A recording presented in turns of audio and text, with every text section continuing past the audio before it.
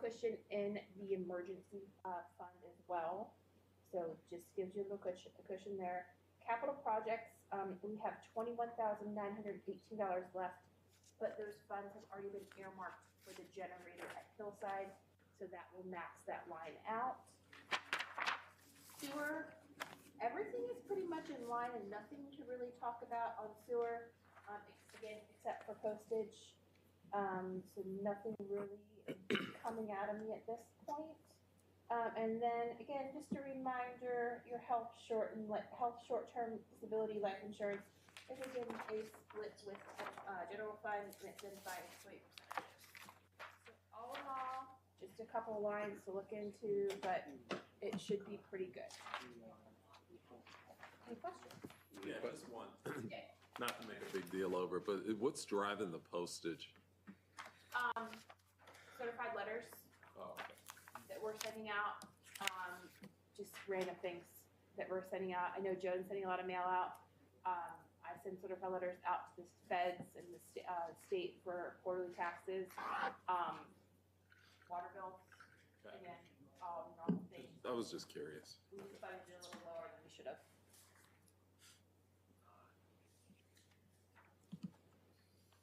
Any other questions? Fiscal year 26 budget. Okay. So you guys got a paper copy there, and I have it in there as well, the other one.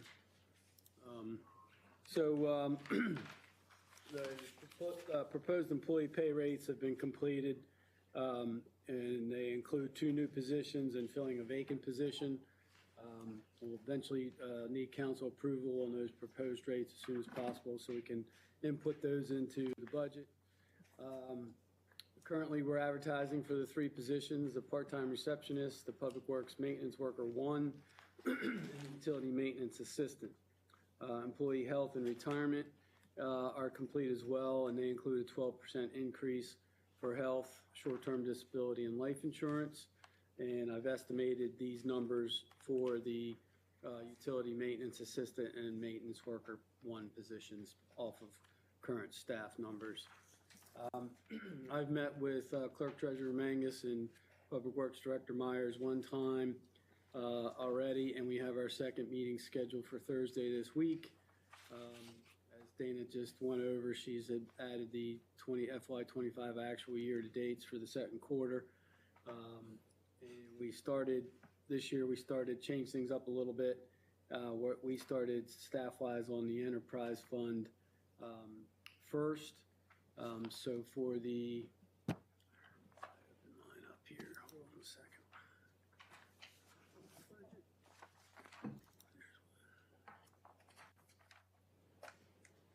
Okay, so for the revenues on enterprise,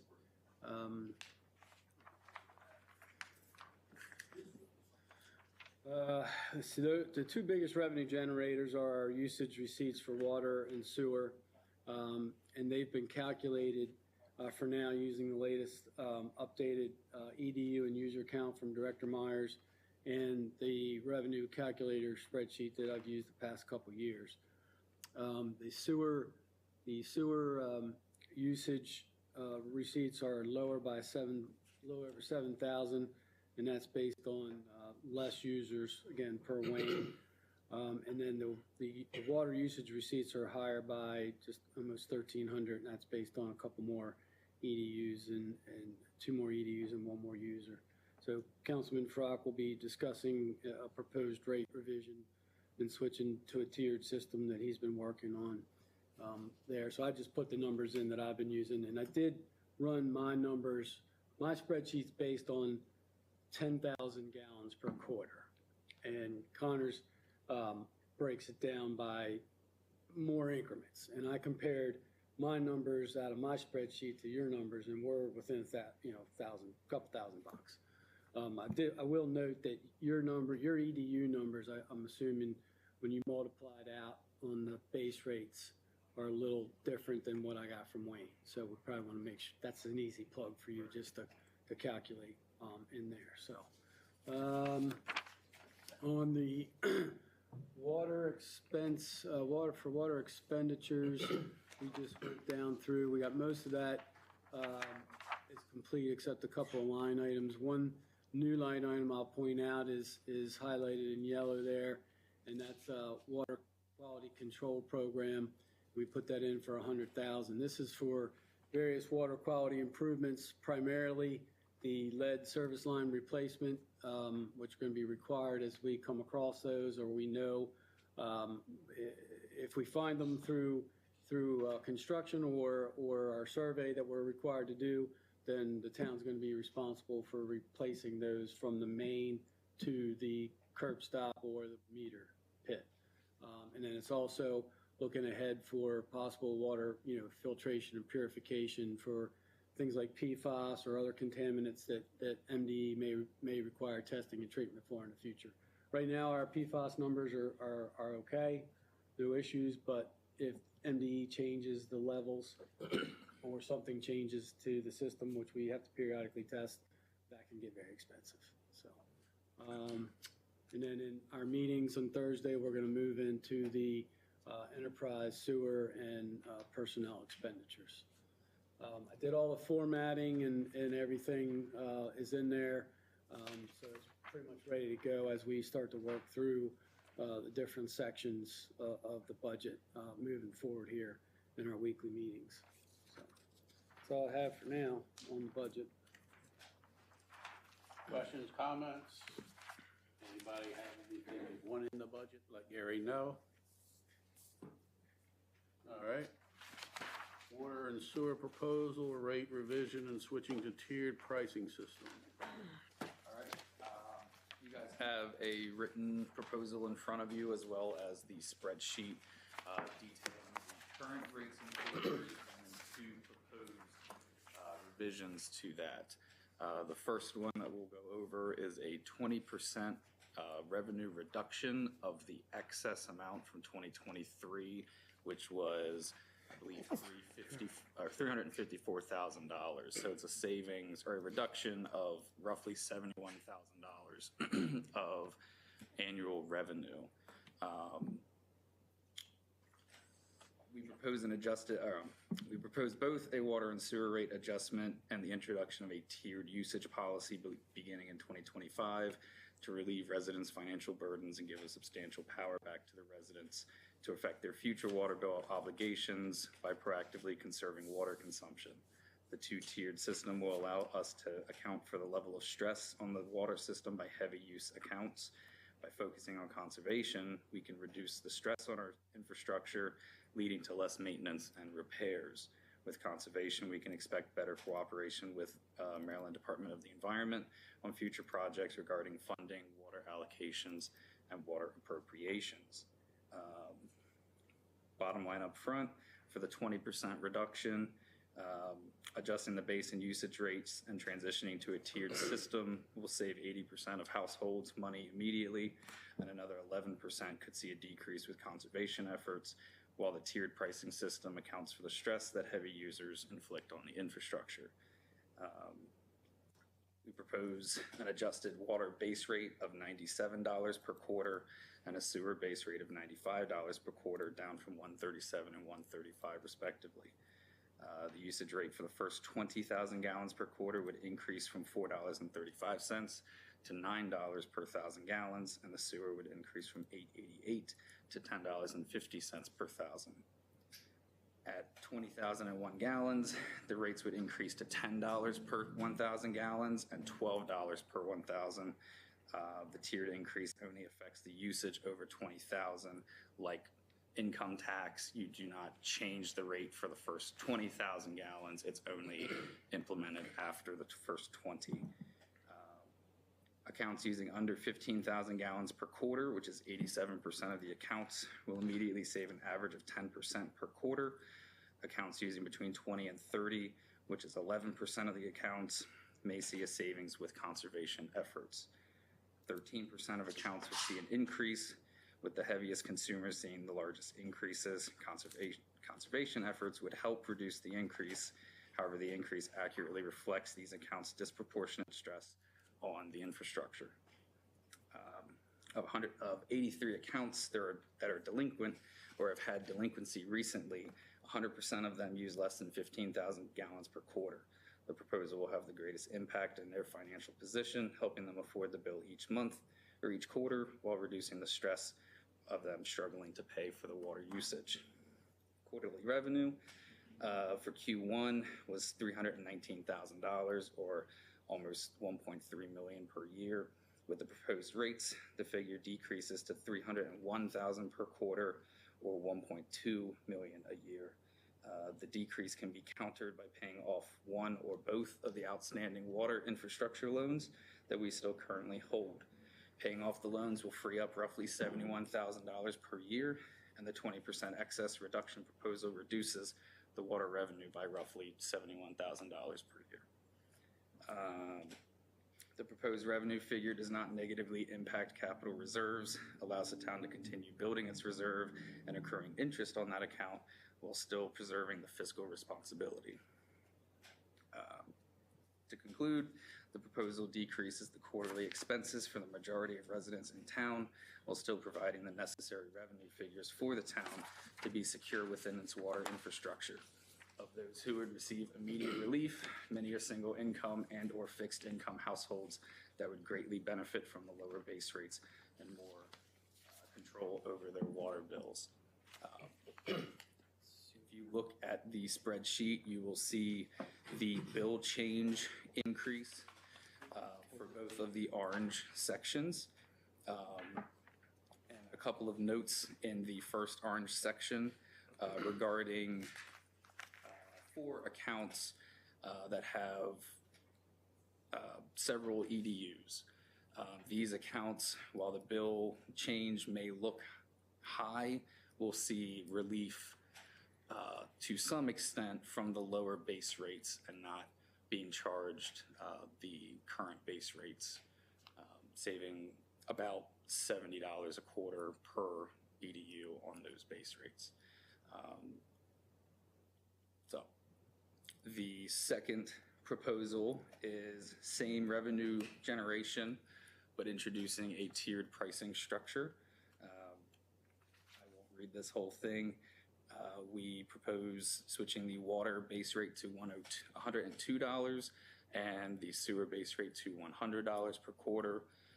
Water for the first 20,000 gallons would be $9.5 per 1,000 gallons and $11.50 per 1,000 gallons.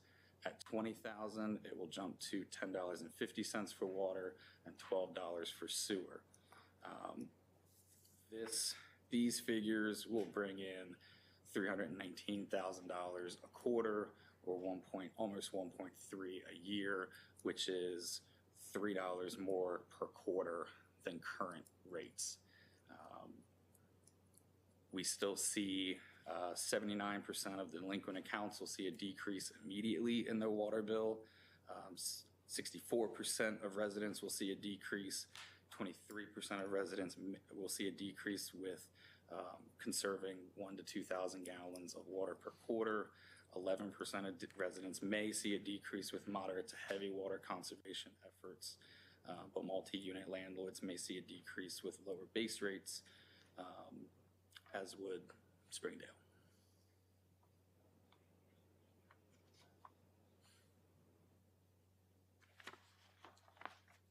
So I've worked with Gary, Dana, and Wayne over the past several months to put this together. And Kim. It's reflecting the best figures that we have for these quarters. This is Q1 of 2024, so June to September of this prior year. So I feel that it's a good mix of summertime water usage and then cooler starting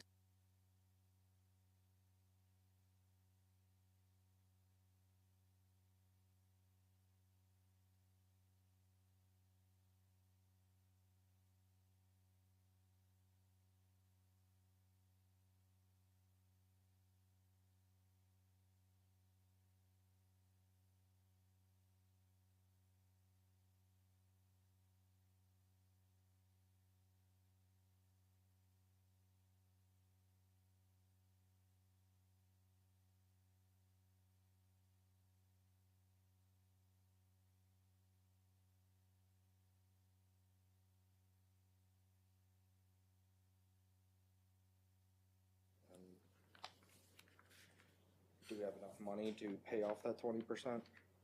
So the 20% is a decrease in the excess revenue generation that we've seen from the past 2 years. Yeah, but It's- it also had the paying off the loan, the 2 loans. Well, so we could pay if we wanted, if we didn't want to absorb the $71,000 annual decrease out of like the excess funding, then we would need to look at paying the loans off. If we want to look at absorbing that, you can maintain the loans and just absorb the revenue reduction. The past 2 years, about $350,000 has been excess for the water revenue at the end of the year.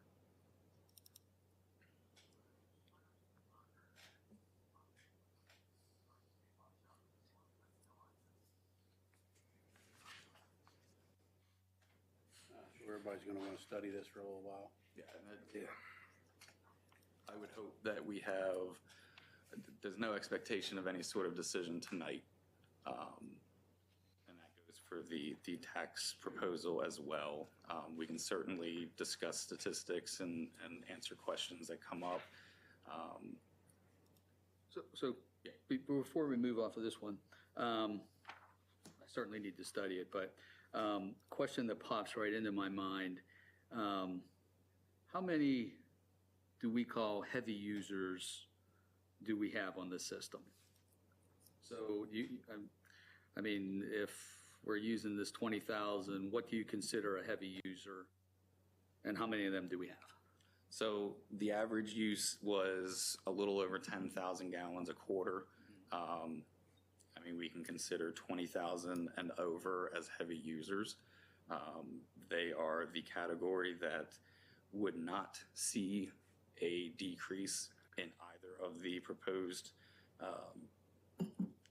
rates and figures outside of conservation efforts. How about the ones that you say the rates would go up, that they would pay more? You said there's... It would be over 20,000 gallons. It's 83 accounts out of 680. Roughly, it's 77, 86 accounts out of 680. 86 accounts. And what percentage of those accounts are of the whole? The 86? Yeah. So that's I believe it's 11.2. 11.2%. And maybe 13. I forget which that calculates. There's percentage of residents to the right of the bill change. 11.22. Yeah. For the 20% revenue reduction, it would be 12.5% of accounts would see an increase in their bill, with the hope being conservation. Conservation has a lot of impacts to our system. It looks good to Maryland Department of the Environment.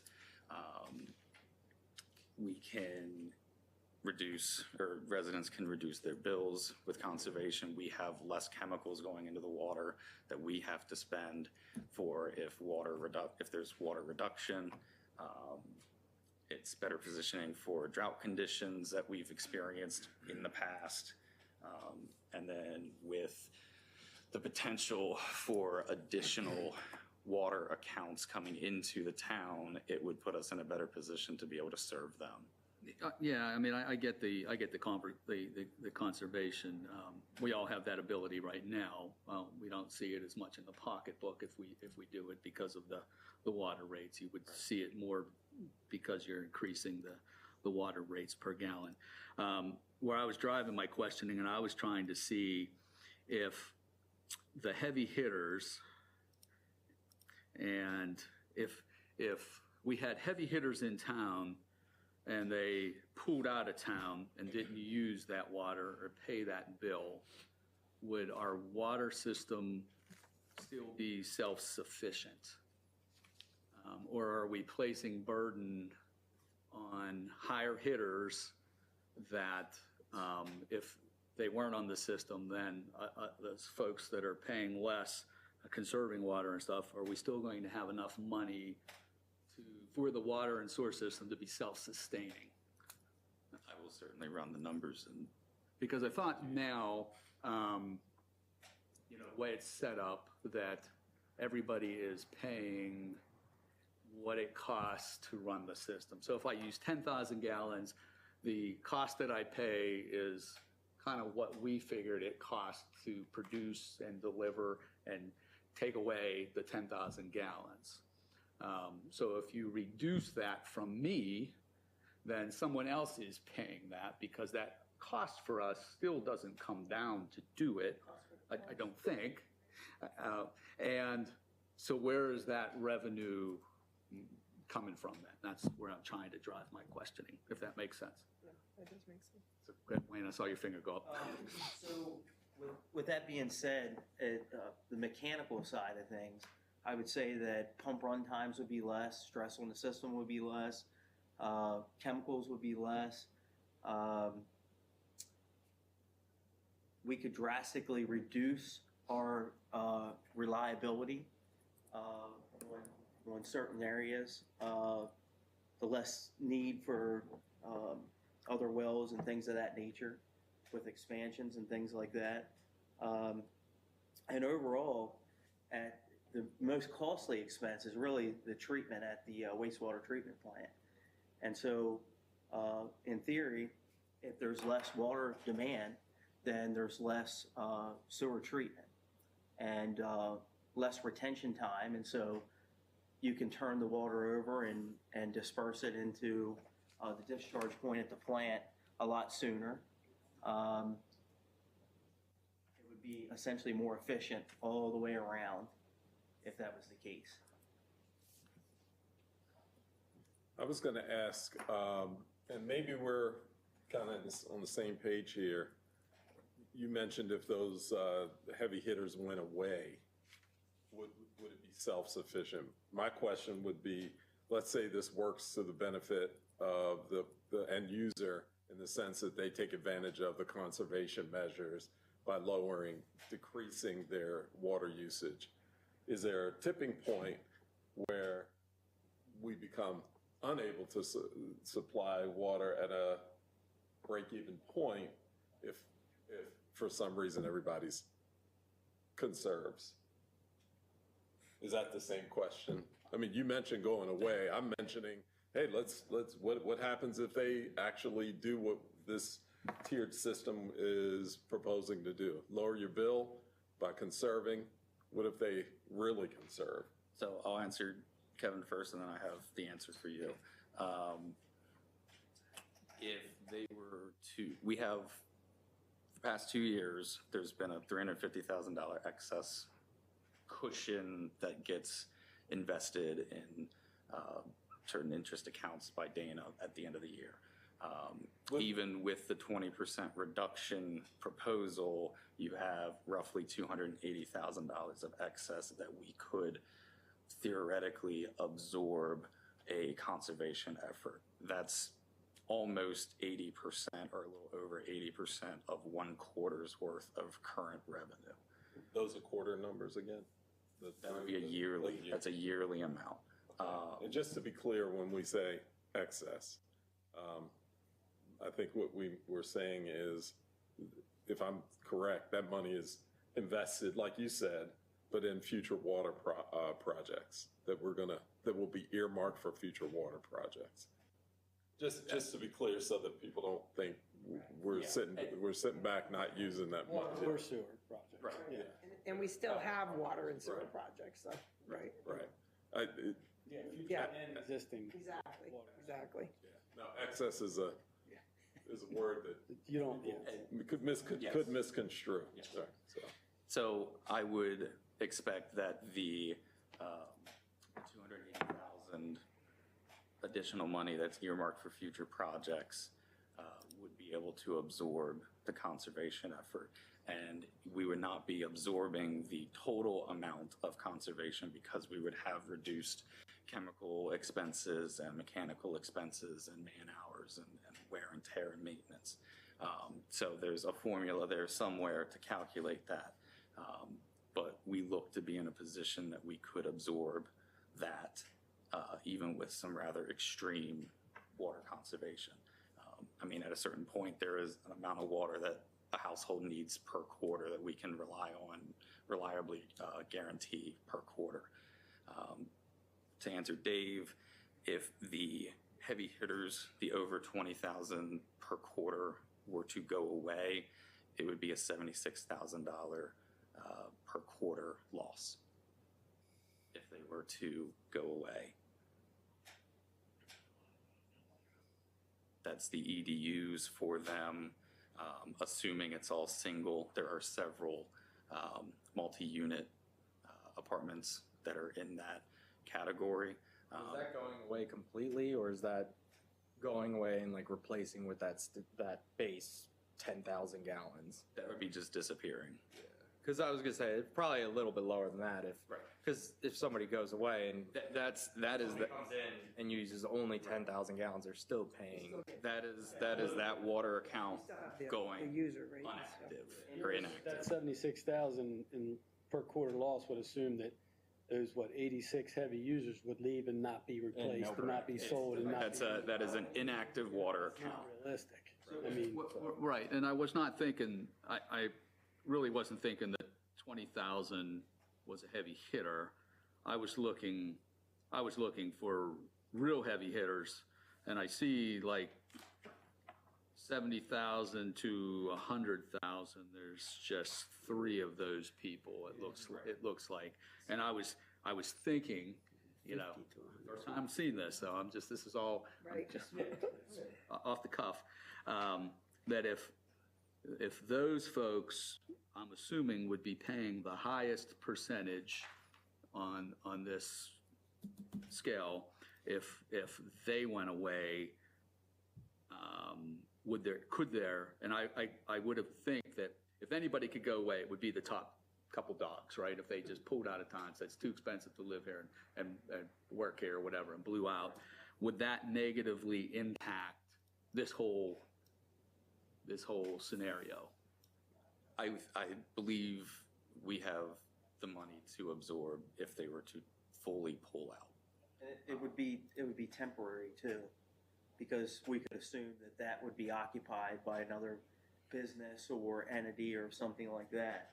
And we've experienced that in the past, in particular, a commercial piece of property that transitioned from one use to another use and was fully being used. Every building was occupied, and now only a few buildings are occupied. The water usage is less, but yet we're still maintaining. That could be said in regards to the middle school too, and that the total occupancy of the school with every room filled, classrooms, teachers, and everything was, let's say, 300. Now it's 150. So half of that. And we're still sustaining, and we're still at the same pace, and we're still able to complete the same capital investments that we are now. So I would imagine we would be fine. It would be a short-term interruption of positive cash flow and then turn into different properties would change. I mean, with commercial properties in town, they haven't sat vacant for long anywhere. So it's a matter of when and if somebody invests and what the ultimate goal is for the building or property. To add to that, the heaviest using account on this, the bill for, because I know the number for the current revenue figure proposal, it goes up about $8,000. 3,500 of that, though, will be decreased for the lower base rates based on their EDU count. So while it looks like it's an $8,000 increase, it's a $4,500 increase.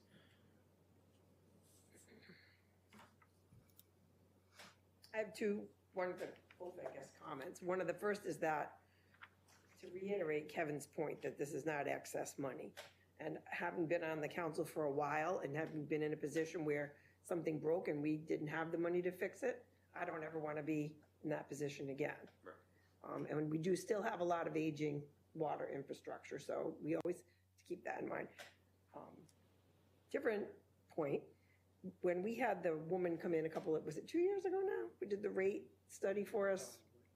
one of the things she recommended was taking a look at the fact that you're charging everybody the same and you have heavy users who are taxing your system more. And I thought that was a good point. So I like that part of this concept because it does cost more if you're using 8,600 gallons versus, you know, whatever. So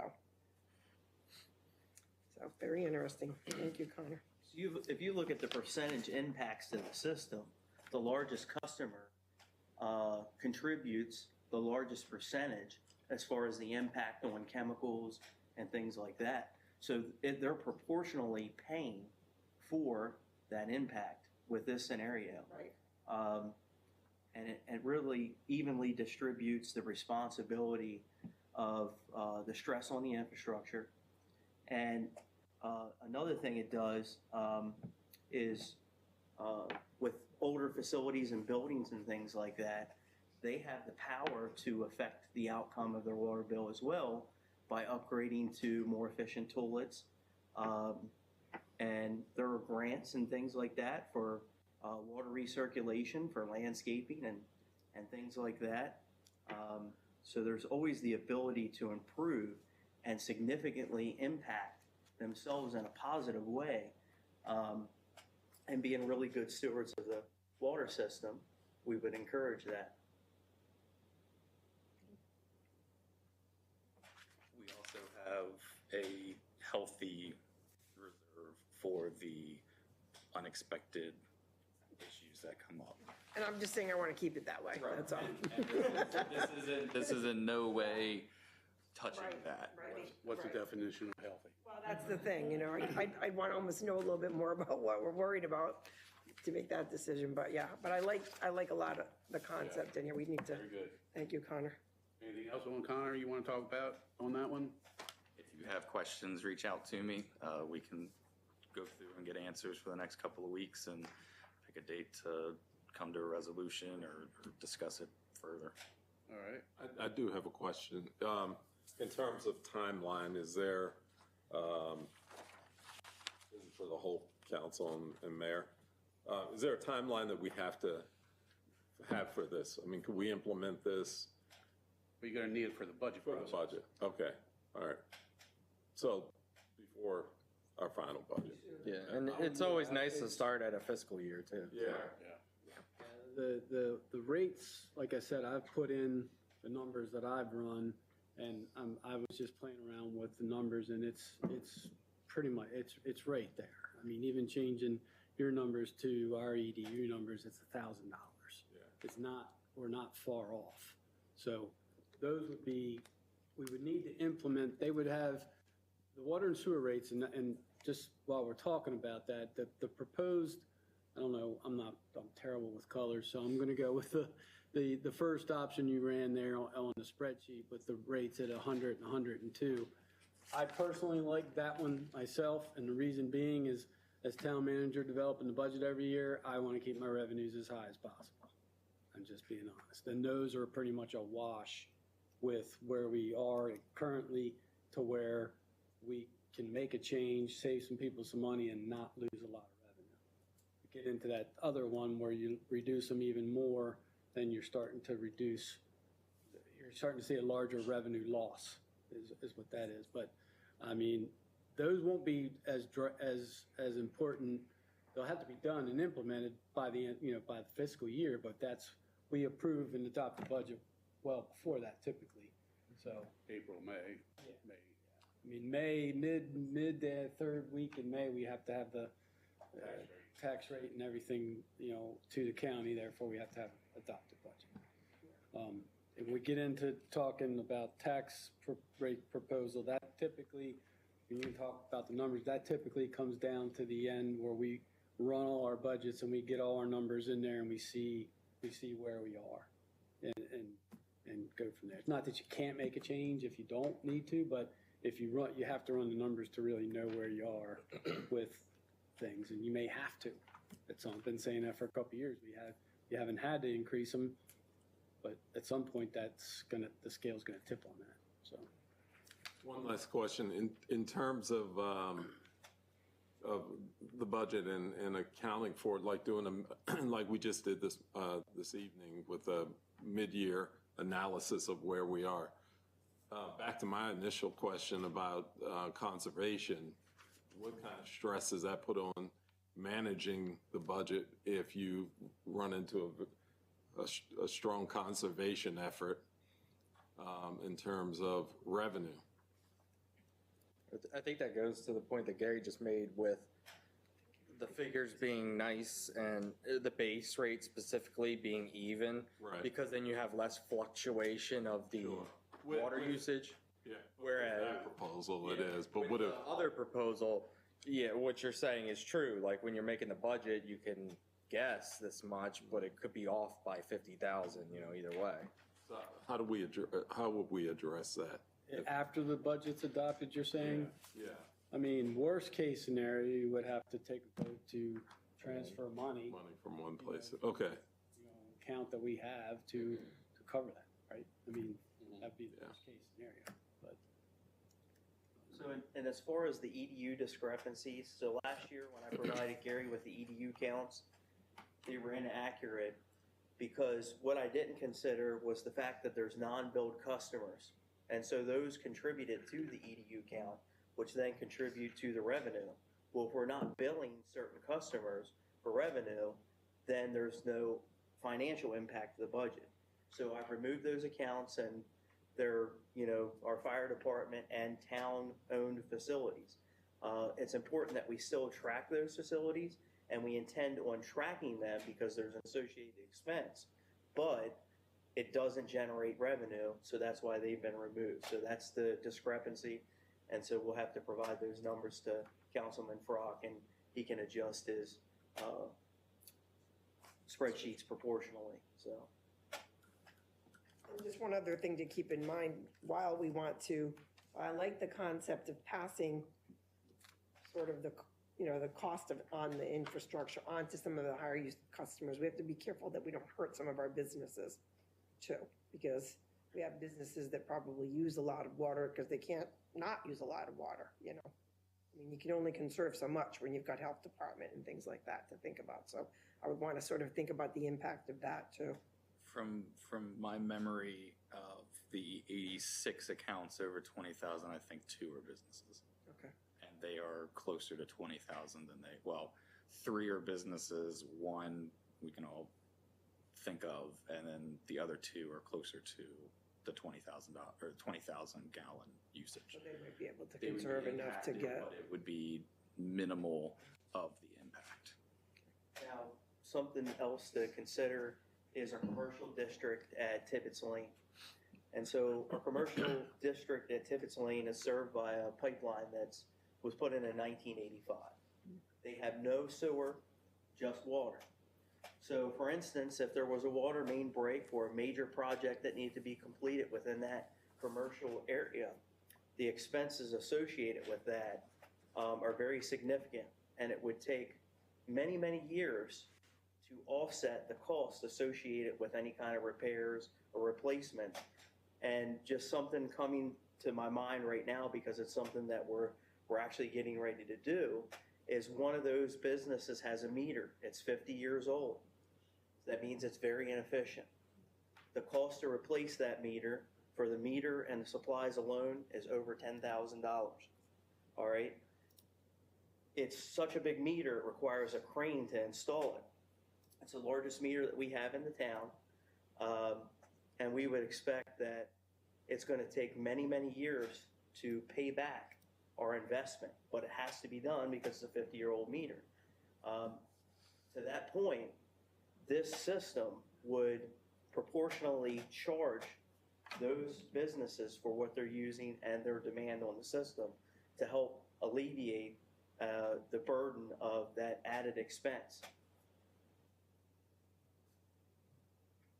Is that business with the huge meter a heavy water user, or is just because it needs to have the ability to supply a large amount of water? Well, that's a good question. They're a relatively large user. However, I feel as if the meter's probably very deficient and there's no real way to calculate that without replacing that meter. So that meter should have been replaced probably 20 years ago. But the associated costs and with that being said, the town's not neglectful by any means.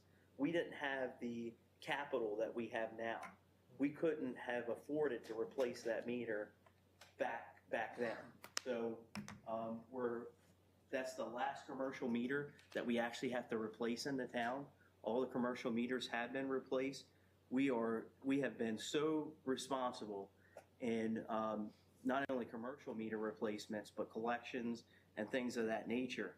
And our healthy enterprise budget reflects that. And I think we're in a very good position, one of the better positions we've been in quite some time. And it will only get better if we continue to replace residential meters. So we're probably looking at more of an investment in residential meters as well to replace meters that are 25 years, 30 years old and capture some more revenue there. So that's even more promising in regards to this change. We can still generate positive revenue that way. Those meter replacements, at least some of them are reflected yearly in the budget, right? Correct. So I believe we have 50 Usually a it's year, like something like that is what, we were very aggressive at the time, but that's what we're going to continue with is 50 a year. Now this particular year, we didn't replace those 50 because we replaced 78 during the High Street, Main Street project. And we've seen positive cash flow from that as well, so. Going back to the CERCAP study a couple years ago, that was one of her recommendations, and you'll hear it anywhere. With people deal with water, it's always recommended to replace meters on a regular basis because it's just lost revenue. They work great for a while and then they stop working. So it's always also a good thing for the consumer because they can get that sticker shock will hit them with updated equipment that might drive them to be conservation minded. So it works both ways, I think. Mm-hmm. That's also an expense that in a couple of years or several years will go off the budget sheet because the majority or all have been updated. And then it would just be maintaining the couple that are out of cycle to replace. Well, until we do it 30 years from now. Yes, but Connor might be here for that, but I don't know. I'll be 90. I'll be here. me and Will. Wait. I'll be That here. being said, we would section that out. So the way we're replacing meters now, we have gaps, 5-year gaps in between, let's say 70 meters, and then there's 5 years and 5 years. So the workload for the future public works crew will be more proportionate and equal, and they won't be tasked with, let's do 50 here now and 50 there, and kind of we'll have more of a scheduled replacement, whereas now we don't have that SOP or program in place. That will be in place. Hopefully within the next 10 years, we'll be in good position to have that there. All right. Thank you, everyone. All right, tax rate proposal, revised town tax rate. Now for a less fun one.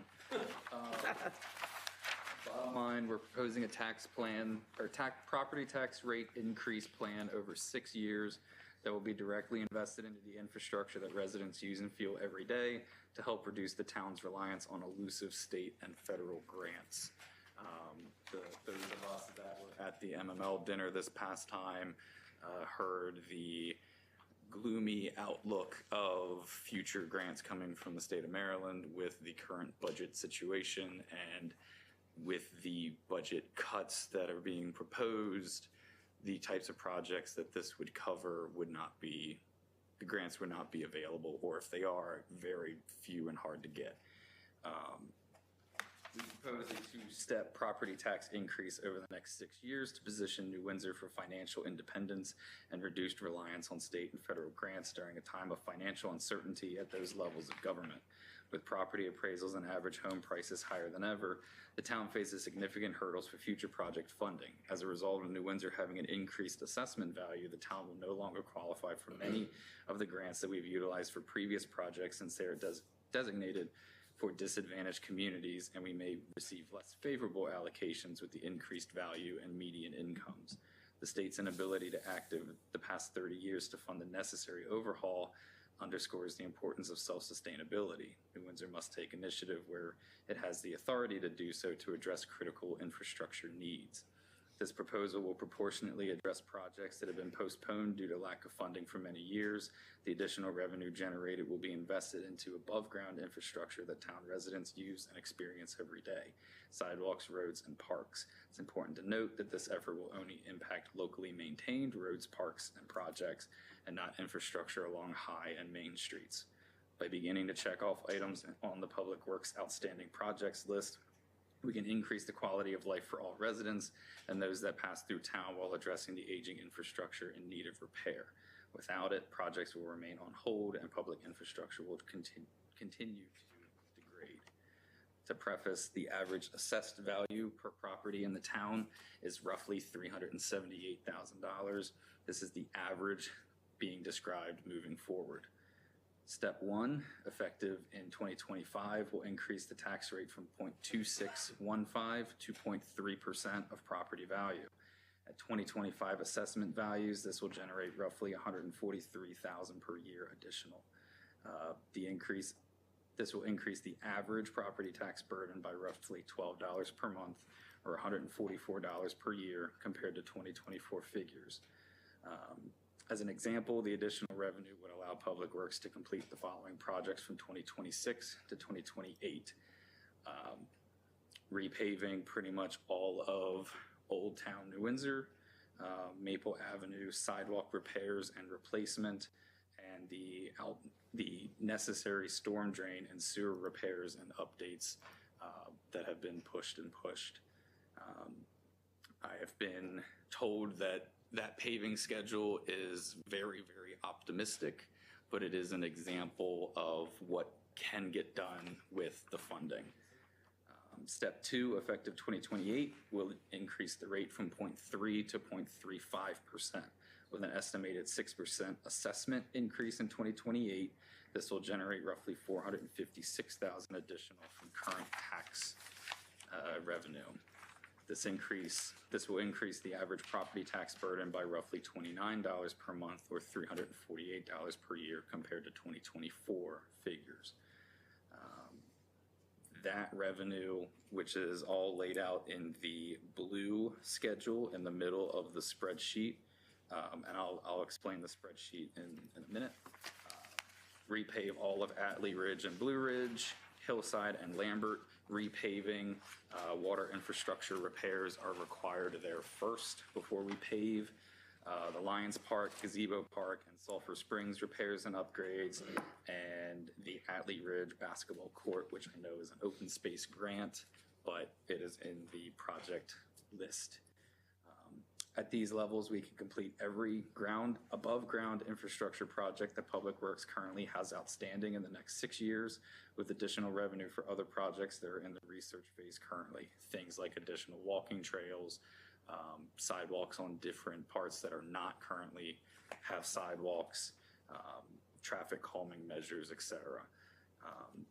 While we will certainly pursue grants for these projects, it is looking less likely than ever that grants will be available for these projects in the future. Creating and maintaining financial independence and self-sustainability is critical during challenging times, but preserving our infrastructure is essential for the future of our community. So the spreadsheet, the very top left block, orange block, is revenue figures without a tax adjustment. It's 21%, which is the average that I was able to calculate. I spot checked about 50 properties within town from the various subdivisions. I got a 21% average increase, the state of Maryland is saying roughly 20% increase. So I'm at least in the ballpark with it. Phase that in at 7% per year. And then historically, we average a 6% assessment increase over the past decade for the state. So those are the new revenue figures on the right side. With no tax increase, we'll see a $41,326 additional revenue increase from the assessment alone. The blue block is with a tax adjustment, still have the same assessment figures phased in over their respective years, and that impacts the new revenue figures on a yearly basis. 143,000 for the first year, 191 for the second, and 239 for the third year. And that's with the first tax rate increase proposal. The green block is the total property tax assessment values for the town. The 2024 value was 228 million. With an average property value of 311,000. The new assessment is 276 million, with the average at 376.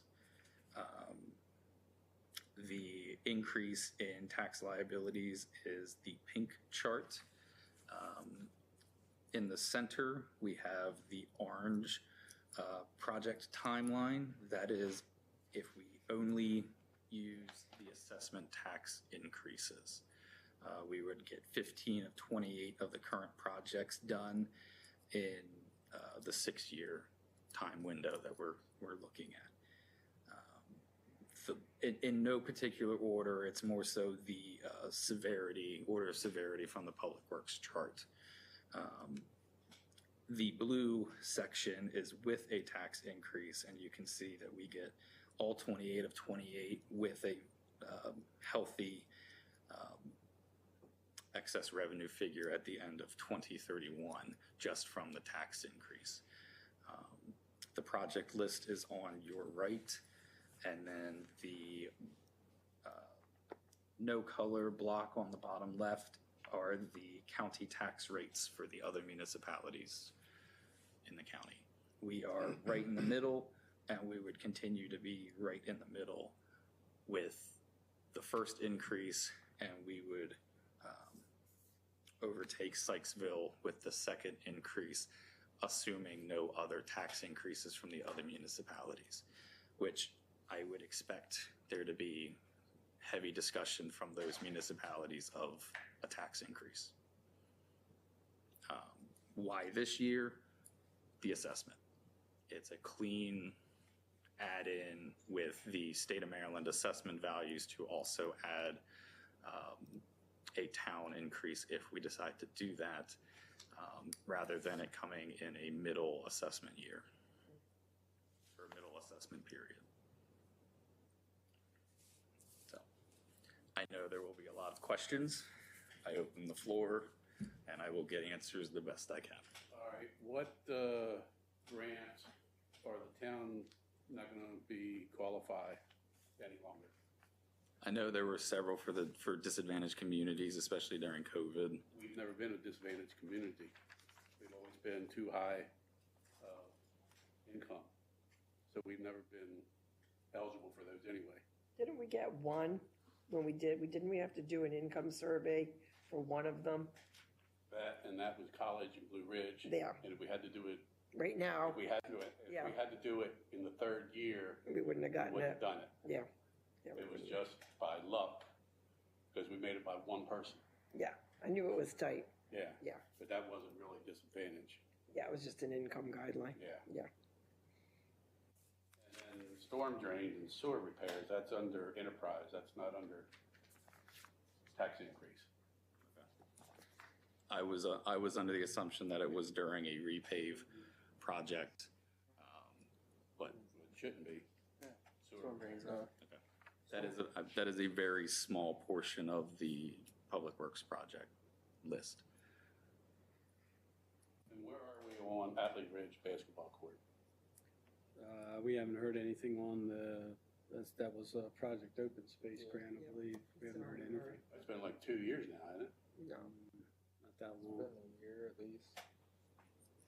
Give me a year this spring. Mike checked it, or I was talking to him the other day, and he said he followed up with somebody, and they're just behind issuing this stuff. So that uncertainty would lend some credit to needing to become a little bit more self-sustaining. And I think open space money's gonna be there. That's already been approved.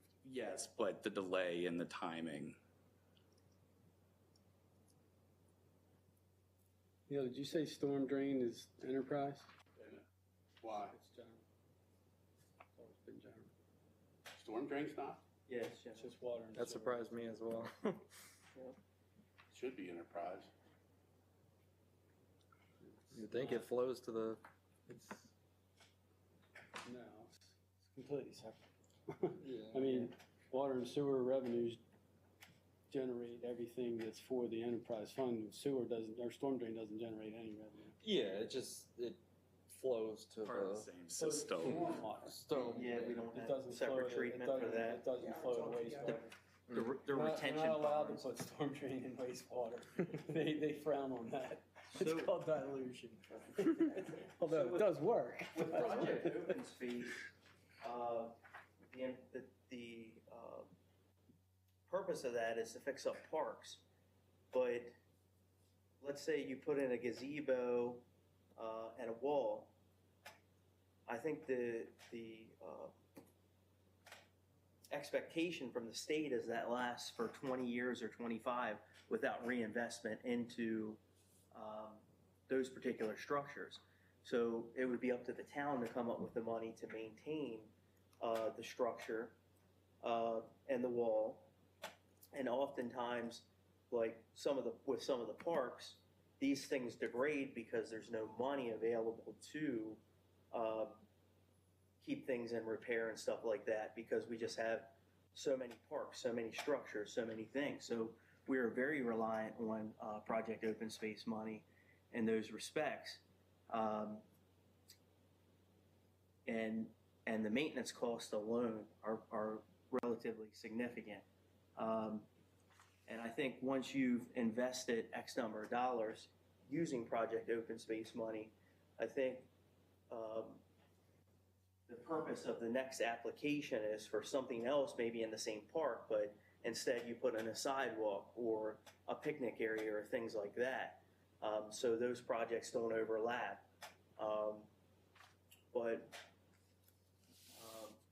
it's also based on a rotational schedule, and there's no guarantee that we'll receive the funds for those specific grants. And there are Maryland Department of Environment or Maryland Department of Agriculture grants and stuff like that that we've used in the past for different things, but we're really reliant on Project Open Space What money. we use for Department of Agriculture. I don't know, but That I've was seen it. That was- Didn't we do the swales, the water quality swales out at the Yes, that was, Out- yeah, out of, that was the water Bower quality Sox swales. farm? Um, That was through that. yeah. And then there's forestry grants for the farms and water source protection areas and things like that, but we're relatively dependent on those. And we at times we don't get 100% funding. For instance, 201 Main Street Park, Lehigh graciously donated the wall because there wasn't enough funds to fund the wall for the town of New Windsor sign. So there are cases where that occurs.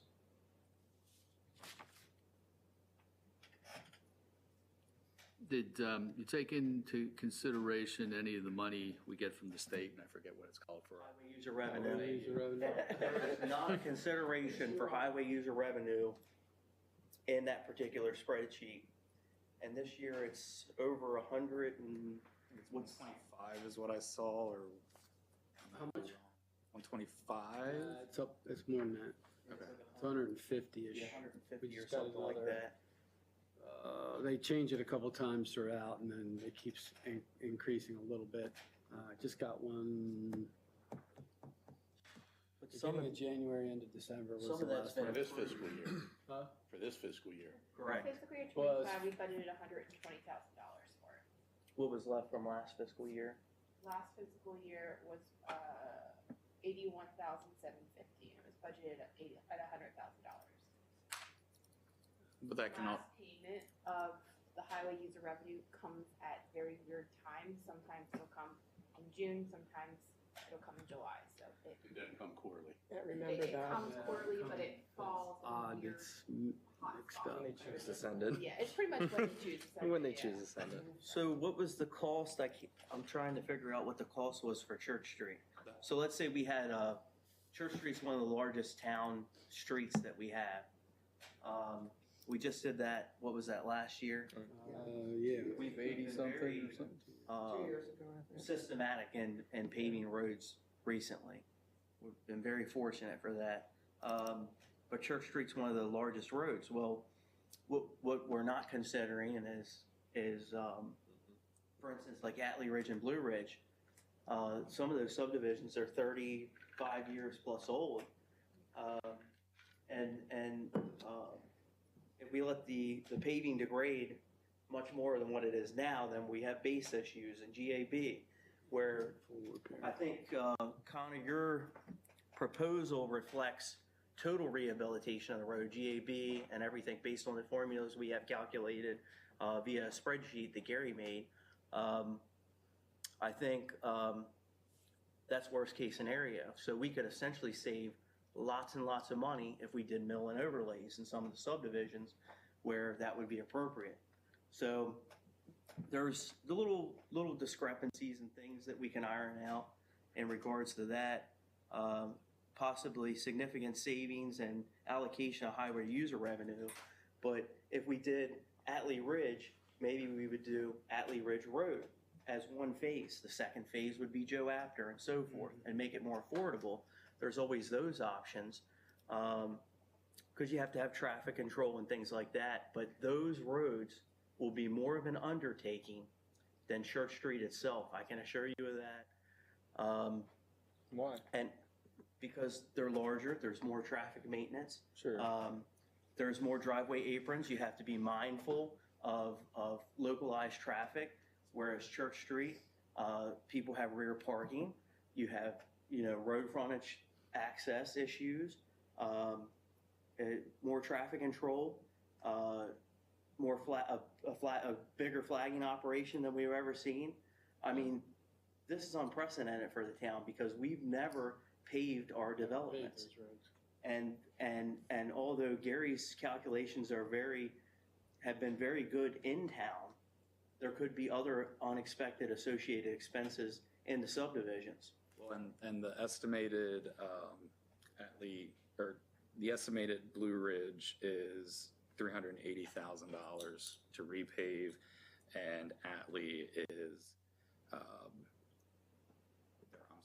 Atlee is $380,000, and Blue Ridge is close to that too. That's all the roads in the subdivision. right? That's everything, yes, but there's $700,000 of subdivision that needs to be paved. Are we gonna do 10 years of highway user savings to pay for one, or to pay for both of them? Well, that's a fair question, but it's also fair that we calculate highway user fees as revenue towards these projects and not just throw out these worst case and have a total based on worst case without having any revenue associated that we know we should be getting towards that. Right. The latest highway revenue, letters dated December 27th, and we received it January 7th from MDOT, is for fiscal year 25 is 139,501, which you say we budgeted 125, right? And then for fiscal year 26 is 158, a little over 158,000. So if you multiply that out by the 6 years of this thing, that's quite a large chunk of money towards these projects that we need to factor in as well, not just pretend that it's not there, because it is there. Right, but the highway funding cannot go for sidewalks, parks, and other projects that are outside of paving. Money on here is paving It is. projects. But there's associated costs that we may not have the current revenue base Valley to Ridge? cover. Yeah. They're only like, they're not 5 foot, they're not ADA. Yeah. Do we have any costs on, like, I don't know if we ever did that, any costs on what sidewalk? Well, costs? there's town maintained and owned sidewalks. And then there's other sidewalks. And so I guess the benefit of like, whatever the state's calling the project for the rehabilitation of Main Street and High Street or whatever. Anyway, I guess it's an added benefit to residents that they not only pave but replace the sidewalks, and that they're ADA compliant, which means they're 5 foot, like the mayor was mentioning, 5 foot walks. But typically they would be at the cost of the resident, because if you're, according to town code, the sidewalks are the resident's responsibility. And so that project would offset cost to residents and would be a benefit to residents. Where the town would get involved with the expense is replacing existing town sidewalks or adding sidewalks to benefit a community or connect communities together. I think that's some of the purpose here. If I understand Councilman Frock right, is connectivity between the communities and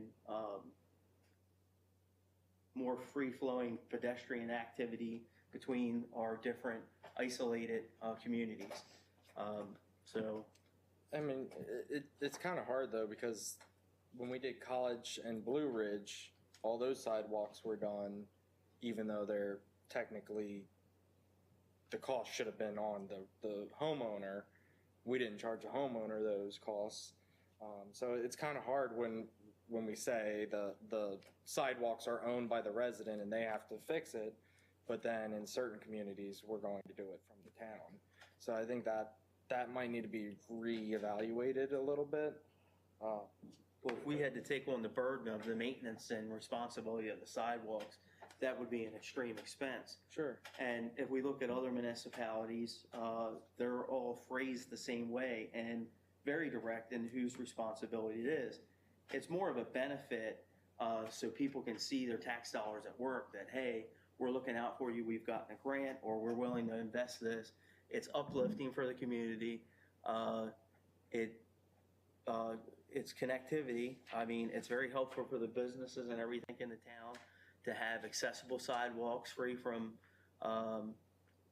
heaving and things like that we have all over the town as it is now. And, you know, we're relying on the state to pull through to get our sidewalks fixed here on Main Street, and the community's deserving of that. But this is an extra effort, I think, on the town's part to help address some of the sidewalk issues, because I think that's been a complaint with residents. So, I got a question. So with the completion of Snyder Summit, do the numbers here reflect, how do we account for those new residents that are there in Snyder Summit? The state automatically accounts for it, and then it's, because it's their address, but when the home is built and there's someone occupying it, they get a mortgage. So It's automatically in the state's number, yeah. You're talking from a tax perspective. From a tax perspective. I'm sorry, from a tax. That's the property tax. Yeah, it's the property tax number. So for fiscal year 2026, it's all taken into account, $41,000 roughly, accounts for all the new residents. Takes into account all the new residents. They've been, like, a lot of those have been there for the past year too. Since the last assessment? No, not during the assessment. If they're built in between, Yeah. you still get property tax on that, Sure. but your value doesn't get reassessed until the next.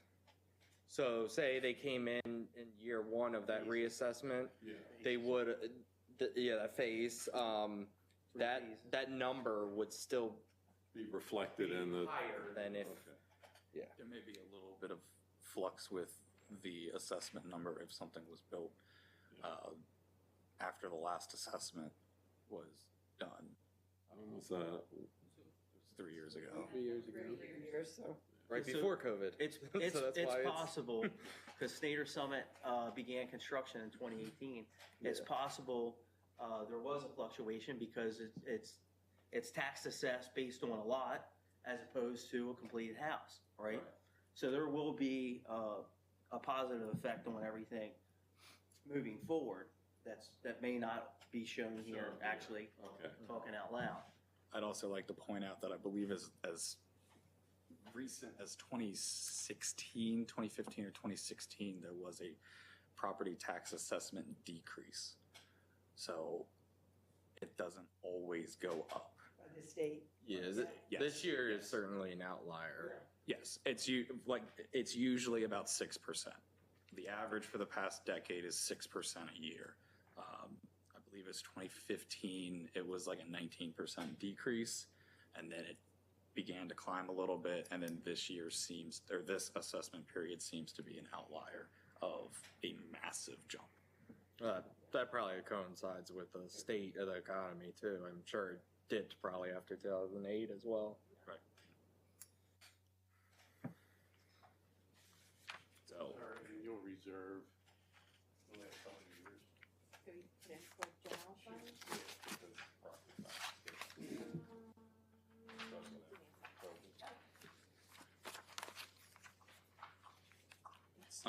I have a comment about the two-tier, the second of the increases.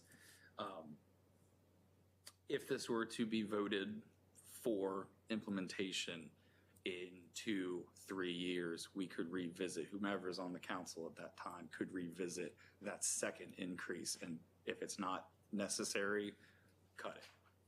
It doesn't have to be implemented.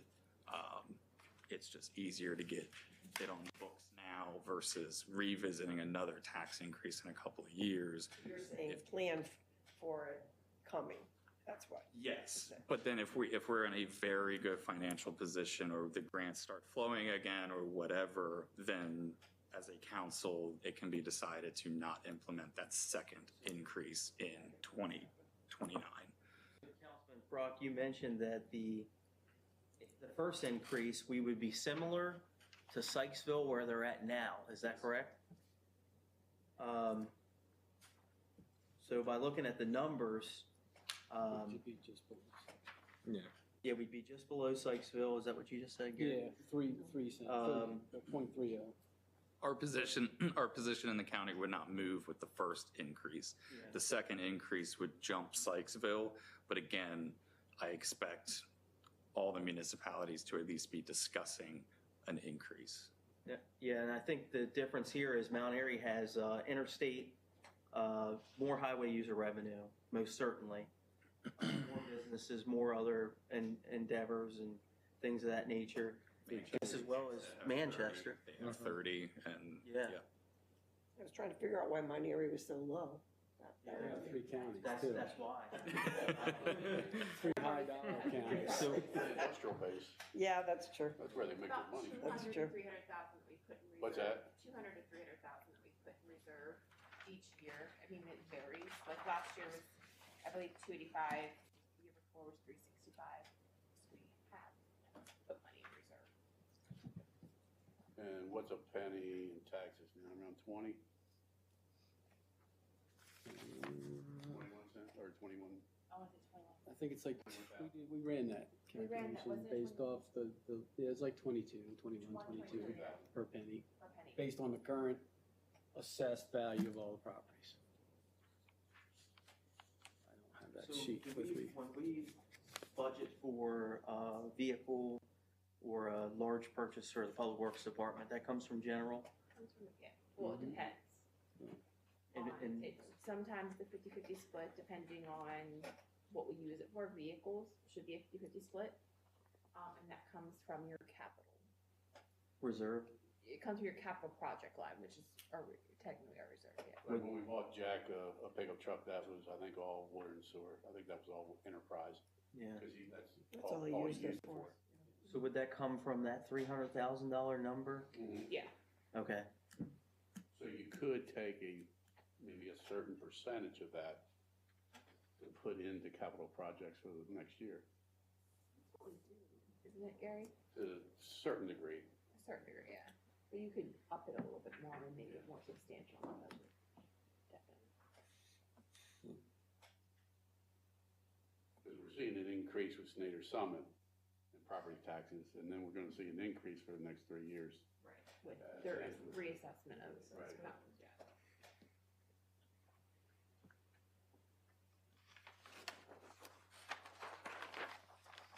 Anything else on the taxes? Look them over. I'd say put them on the agenda for the February work session. Just two quick things. The Maryland 31 water main project, all work is complete on that. We have to schedule a walkthrough inspection and generate a punch list of any items to complete. Obviously, the walkthrough is weather and snow dependent.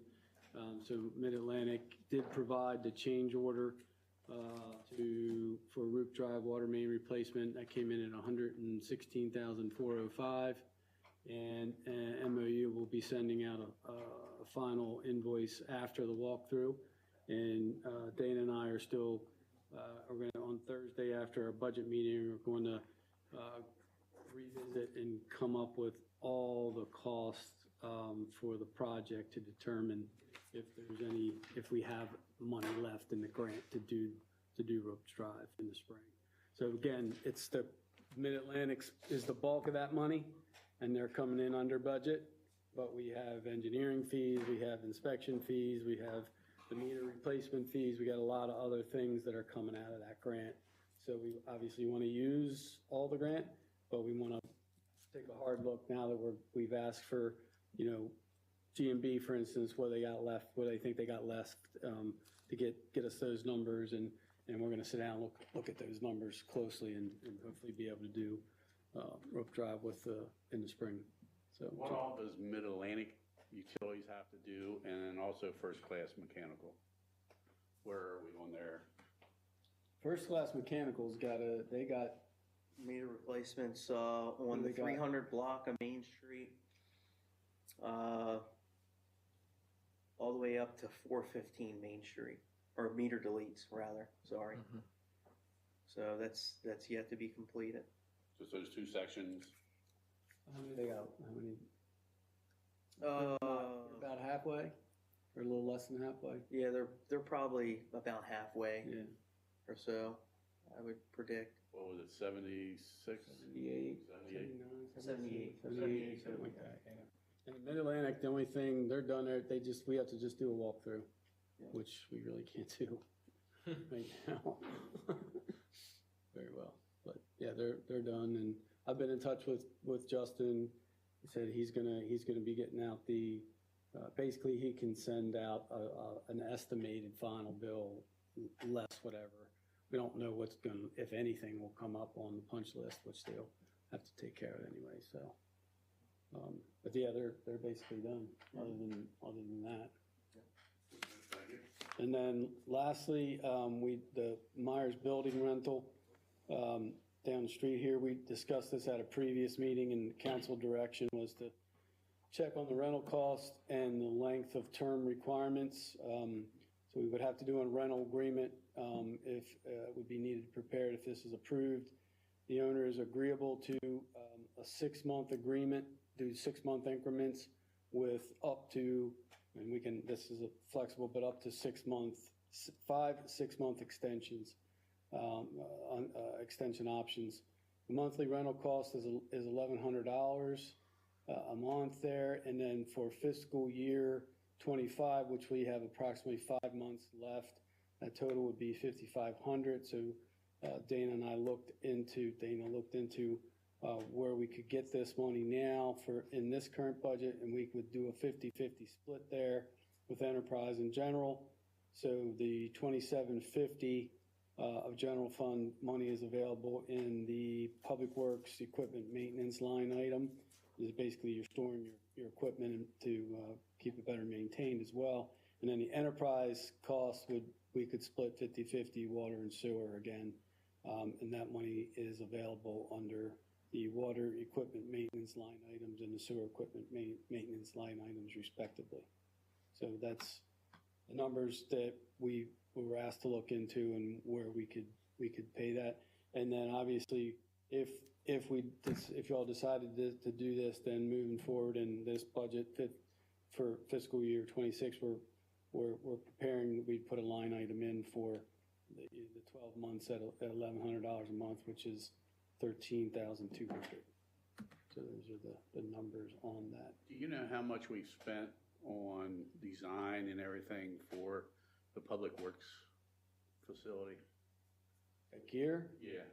the only thing we have in so far is not really, it's a little bit design. It's basically the survey and the first plan from Podolac. But he hasn't built us yet. What happened? He hasn't built us yet. No. That I know of. He did submit a plan that basically from what we talked about and drew the things up and with the grading and the proposed buildings and the retaining wall and that kind of thing. So we got to find a couple minutes to sit down and look at it, but I don't see any real change in it. Yeah. A couple things, and then we'll get him to put it on his official sheet, which would be needed eventually to take it as part of the permit process through the county. And I don't think you all want to see it. I know Dave wants to see it. It's hindsight 2020 now, I guess. It's a little late in the game, but it would have been nice to have all that as a future park. But I was thinking just recently about the Brethren Service Center, the Brethren Church property along the railroad tracks would be, for a public works facility. But, we've already spent some money and but it'd be separated from everything. I don't know how many acres are there, probably more than what we have now. That was the only thing. The triangular piece down on the other side where they got all those timbers stacked? Right after the train track. Where all the trailers are. You think that's more than Gear Lane's property?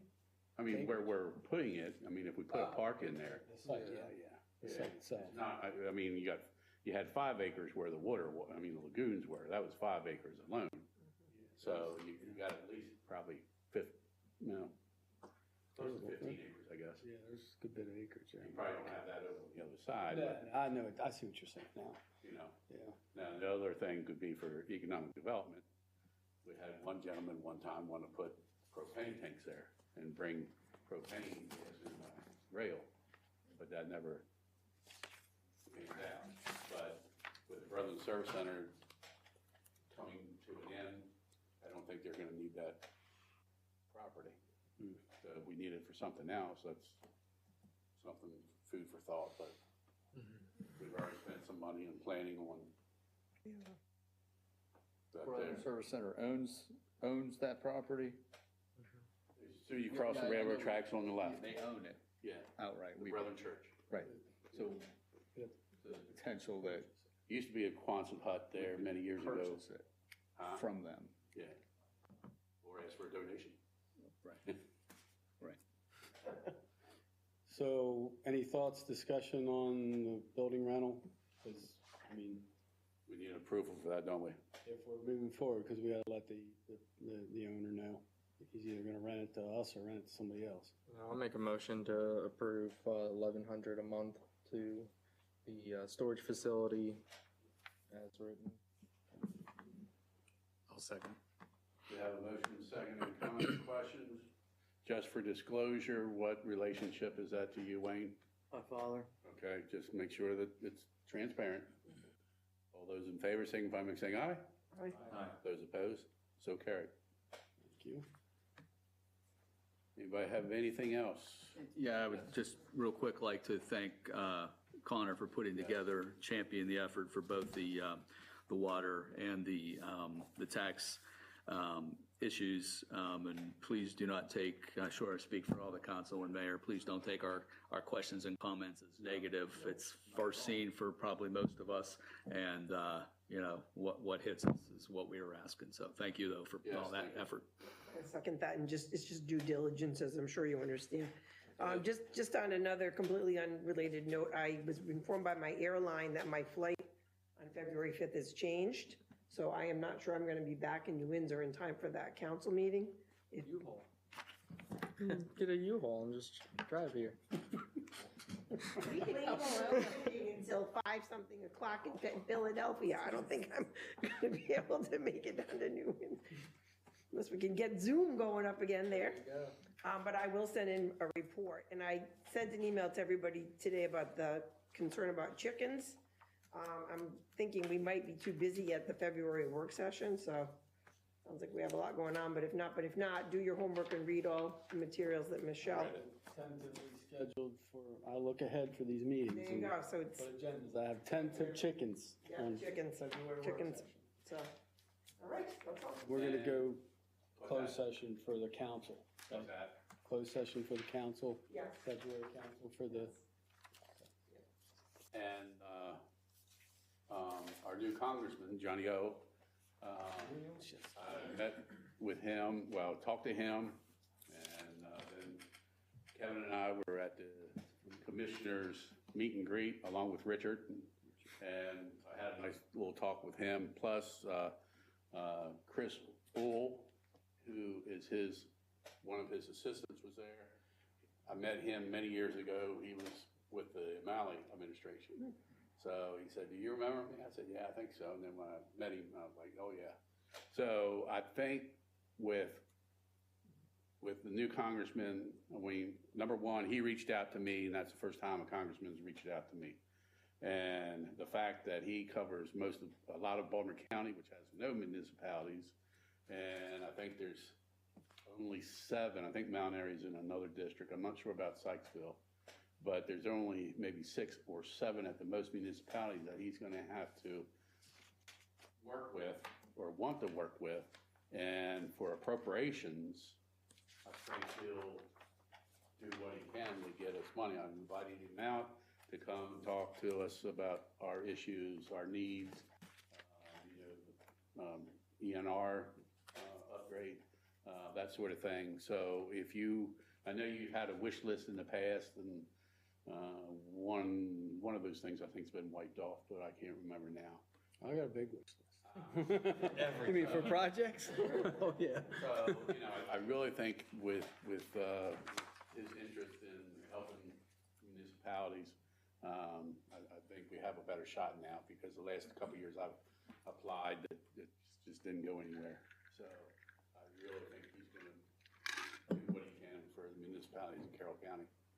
And the fact that there's none in Baltimore County, they don't have to compete with us. So I think if we get our request in sooner than later, and I don't know when the time frame is for that to open up, but I told them to let us know, to email all the mayors.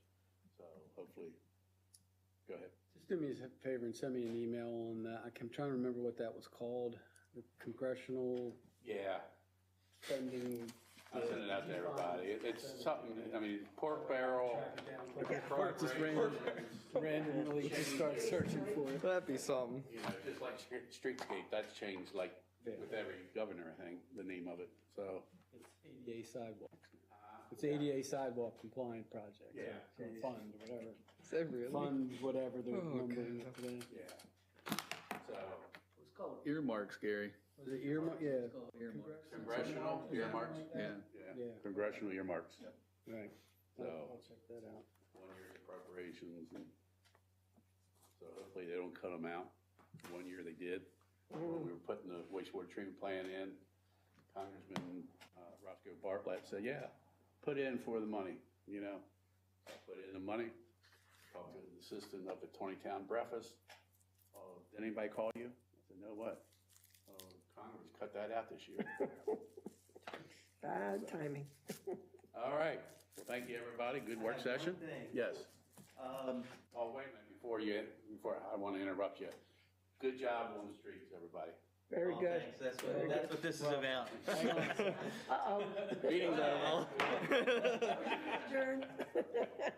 So, as everyone knows, we've experienced several storms recently. And I just wanted to ask for the residents' cooperation in moving vehicles during snow emergencies. Thank you. So, we've actually done a pretty good job in managing things, even though there was a lack of cooperation on several streets. I was going to get into specifics as far as streets and how many vehicles, but I'll just give everybody the grand total. So the first storm in January 6th to 7th, there were a total of 32 vehicles that didn't move. The second storm on January 19th, there was a total of 46 vehicles that did not move. So this makes our job extremely hard when folks don't move. Unfortunately, it disproportionately distributes snow into folks that abide by the rules and move their vehicles, and oftentimes they're left shoveling their driveway aprons when they wouldn't have to shovel as much snow. And unfortunately, what I've noticed, and I haven't noticed this in the 14 years that I've worked here, but I noticed that the past several storms, usually people help one another out in shoveling and things like that.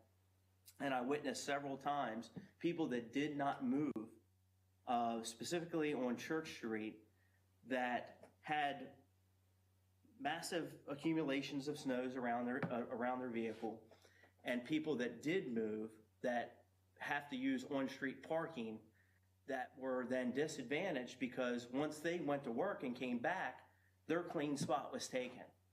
And that's not how we do things in New Windsor. We've always been very neighborly, and I was very concerned to see that. And this is probably the first time I've observed that in the 14 years that I've worked for the town. And so I asked the council to possibly consider some kind of ticketing program to encourage people to move. We want to give people warnings. We've never towed people, but I find it to be disrespectful the last couple of storms, how people acted. We've had cases of people shoveling snow into the roads, blowing snow into the roads, things like that. We're all in this together. It's very important that we don't add extra work to each other. And I was very concerned about that. So I don't know if we can think about ways that we can resolve some of this stuff or not. But Let me check with Deputy McGinnis to see if he can't write tickets. I'm not sure where we are on that, but if nothing else, he comes out with his PA system or something and yeah, tell people to move their cars. And maybe we need to put some, I know I asked Councilwoman Schultz, she put on about the no parking, but that doesn't always work. I put it on, I'd like to, I don't know if you broke that down by street, Wayne, but I would like if you would email me a list of, I did. and then I would like to see that, and I would like to post that. Obviously, we're not going to single anybody out, but I noticed it too because of where I live. I can see both streets, and a couple of my neighbors never moved pretty big vehicles, and I was like, I forget how many years ago it was. I don't know, it was 09, no, maybe not that long ago. But it was a big storm, and I think we had about zero cars. We used to have some good compliance with that. That was wonderful, and that's one of the things that I actually almost put in this report was the fact that we got through a blizzard and got hammered day after day after day. I mean, the town, the fire department deployed the National Guard to help with fire calls and things like that. We had so much cooperation within the town. I mean, the whole community was on the street shoveling cars out and helping elderly folks and delivering groceries and doing all those kinds of things. Nights too, to come down and move snow. Yep. And just total cooperation, and this was nothing like that. And there was no cooperation. The town posts on the Facebook page, they post on the website, and word of mouth. I know some neighbors were telling other neighbors to move, and there was discussions about that. And, you know, I kind of plowed down plow with the window down sometimes, and some of the things that I heard were just ridiculous. And I'm concerned for the town if we're heading in this direction. I'll address it. Yeah, we need to come up with a way to, if he can't ticket, They then. may be ticketed and or towed. Towed. Yeah. The alternative, Cleaning up the houses. the alternative is we have V-plows. We'll go right down the middle and plow both sides in and call it a day. And for the record, the town has never towed, to my recollection, as long as I've worked here. We've knocked on doors and things like that, but quite honestly, we're very busy. We have 7 miles of roads to plow, and it was unbelievable. We started keeping track of mileage for salt management. In that first storm, we went almost 300 miles between the trucks that we were on the road, and that's impressive. And of course, that's 2 lanes and things like that, but I've never realized that. And going slow too. And going slow and a lot of work. And a lot of work. And so getting manhole covers. it costs everybody, it costs the residents, taxpayers, even more money these last 2 storms than a larger storm because people simply did not move. Well, just for the record, I do most of the snow blowing on the 400 block of Church Street, about everybody's And there's no sidewalk, issues with the except 400 block of Linda, Church Street. and I do not blow in them. All in the road. Yeah. All right, anybody have anything else? All right, do I hear a motion for adjournment? I'll make a motion to adjourn the meeting. You got that, Dana? I got 2 over there. and Seconds it? Who did? I gave first to Kevin. Who was second? Kim? All right. Meeting closed, thank you, everybody.